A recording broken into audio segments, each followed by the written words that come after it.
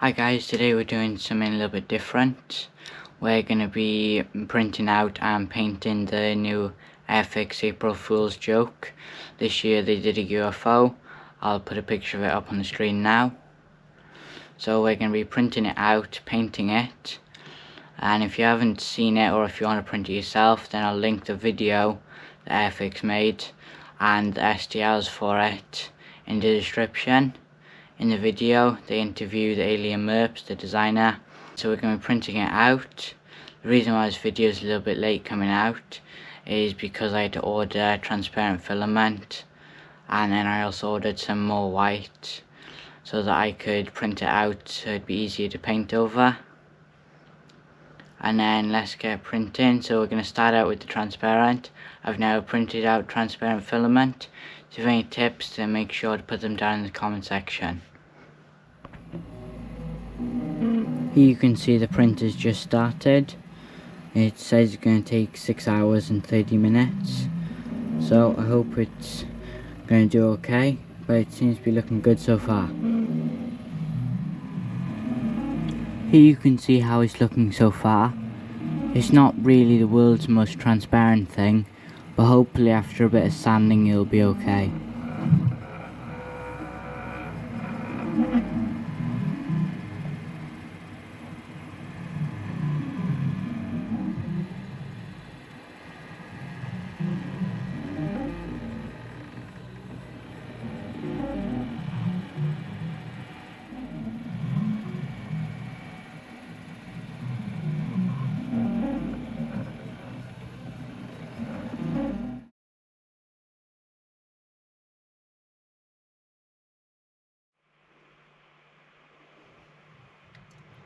Nice new roll of PETG signal white.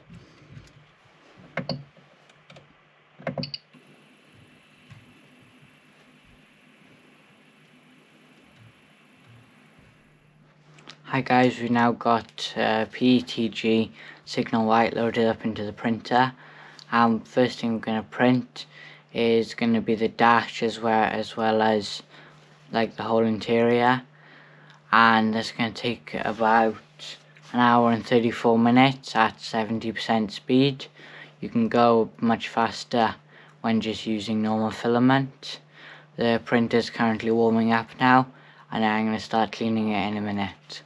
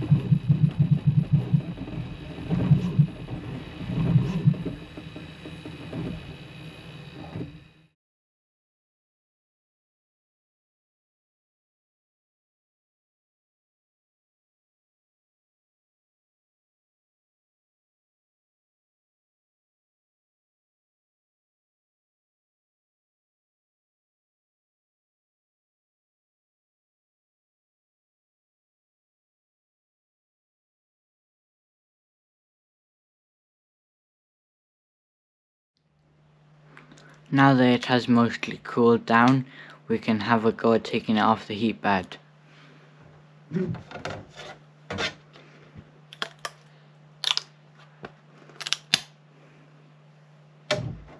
As you can see, I added support along there, so that then also needs to be removed. After a little while of removing supports, I have the final piece, so you can see the dash in there. And this is the piece I need support for. As you can see, it's just like a direct overhang. There's then what it looks like. And you can also see the general size of it. The next part we're going to make is going to be the bottom half of the UFO, which the part we just made will sit inside of. And then it's just starting now, as you can hear behind me. and at 70% speed it's gonna take just around 5 hours and 3/4. I've added support for this as well.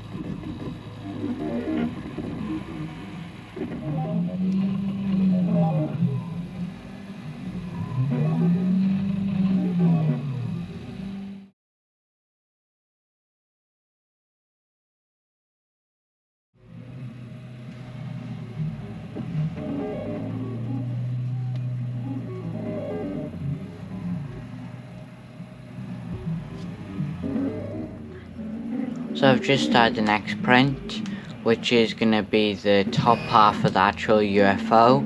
I'm printing it at 70% speed and it's going to take just under 5 hours.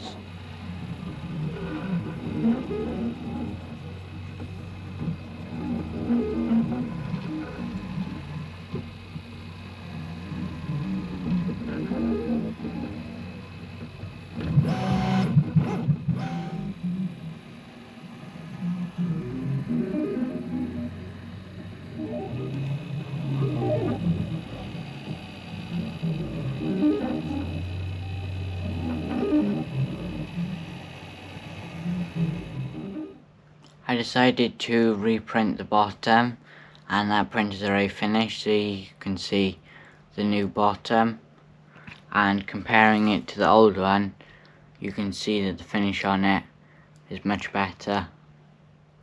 The next thing to print will be the transparent dome at the top, so we're going to need to reload back in the transparent filament.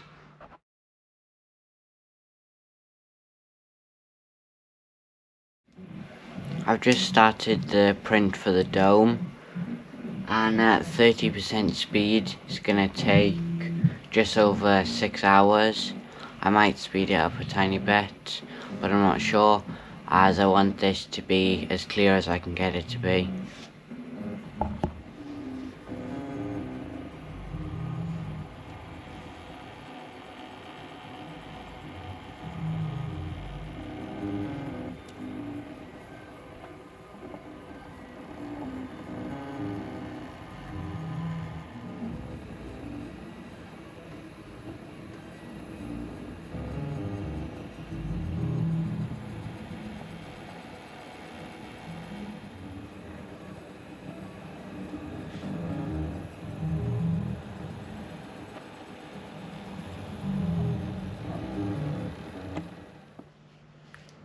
About 7 hours later, the print is now finished.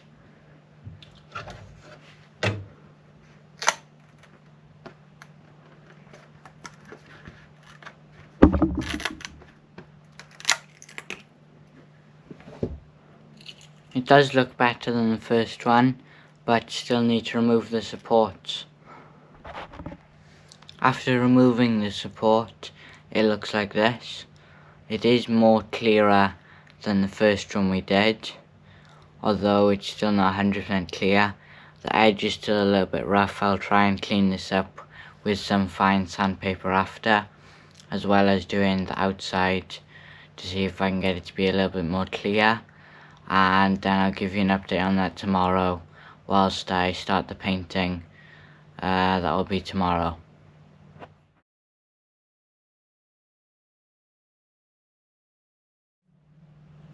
It's now paint day, and I've just been testing on this and it seems to be working well.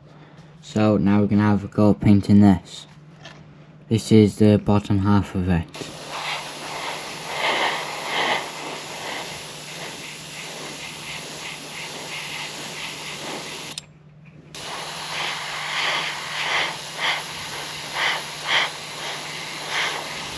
I think I need a little bit more pressure.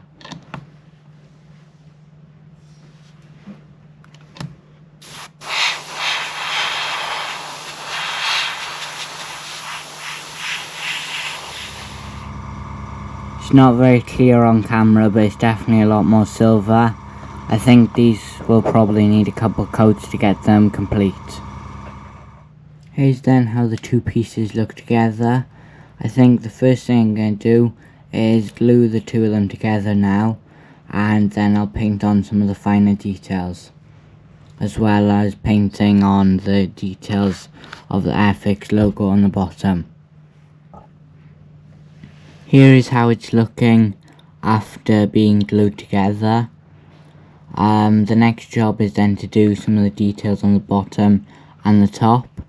I'll put a picture up on the screen now of what it's supposed to look like, and then we can get started. I think first I'm going to do the red on the bottom.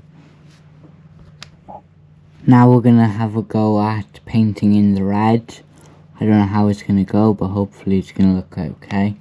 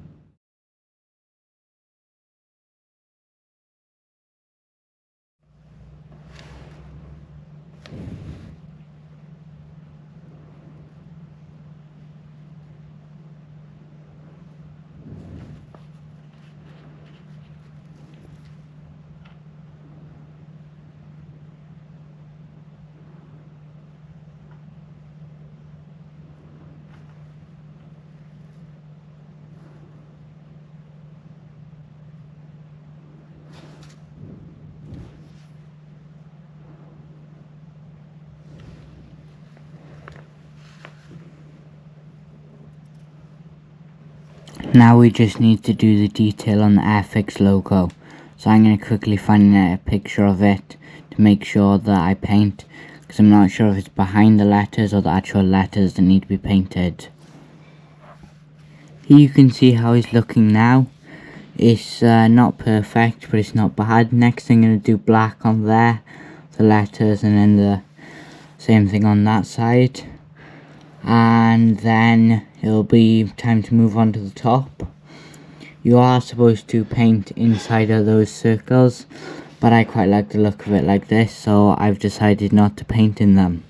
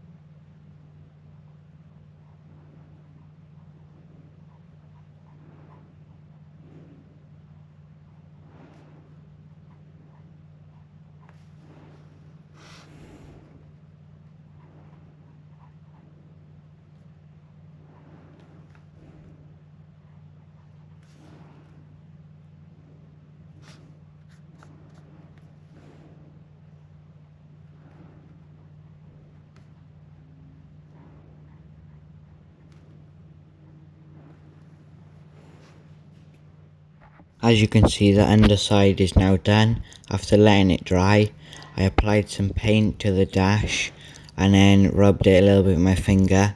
This gives the illusion of it having a black dash with silver buttons. Here you can see I'm putting on one red button. This could be like a self-destruct button or something. I think it looks quite good now. I think for the details on like these lights, I'm going to use a yellow, and here you can see that's the yellow I'm going to use on the nose of this Spitfire. Also at the end of this video, I think we'll have a quick look of my models, although they are all very dusty, like this one. Okay. Okay, well, now I've done all of them. That was not that fun, as I had to do every single one of them with a toothpick, and it's not actually fully yellow. You have 2 bits of silver at either side of the yellow. Here is now what it looks like fully assembled. As you can see, all of the yellow, these are lights, and you have the details below, and then that's to make it look like it's floating. Although it's not the world's best, it does still look quite good, I think. Okay, so we're now just coming to the end, but as I said, I was going to show you some of my models.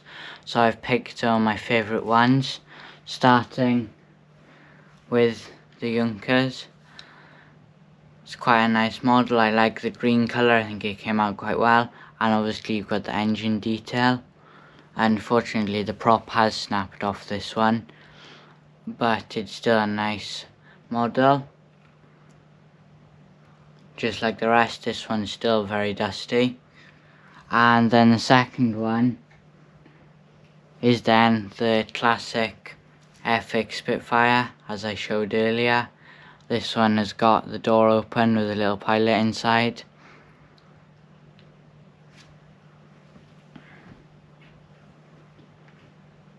The third model, which is ultimately probably my favourite model I've ever made, is the Hawker Hunter. As you can see, I never did glue that in. You got lots of detail on the interior, and I've also then got the door open. That's for slowing it down, and I got the decals on, which went on quite well, and you've also got the grey on the underneath, and then the camo on the top. And then the project I'm currently working on is the Douglas DC3. This one's not far off completion. Just really needs painting and decals and all the windows being put in. Again, got the pilots inside, and it looks quite good. I chose to have the door shut, as I like my planes to be like sitting up, like they could be ready to go. And then that's going to be all of the models that I chose to show, although I do have a couple more. Next we're going to move on to the actual UFO. So here we have it, the UFO. I decided not to glue any of these on, in case I wanted to show the interior, as my dome isn't very clear, and this one just in case I want to display it flat. And then I also wanted to show the Airfix April Fool's airplane from last year. This is the paper airplane that they released. This was the model I made, but I found this one a bit more tricky to print out than their new version. The UFO, as you can see, is a bit bigger, although a UFO is obviously bigger than a paper airplane. This one is a lot more simple. I think Airfix have gotten better at the designing, as I believe this is their first try with the 3D printing for their April Fool's jokes. So if you have enjoyed this episode, then make sure to subscribe, leave a like. If you have any tips or questions, then remember to put them in the comments. And that's going to be the end of this one.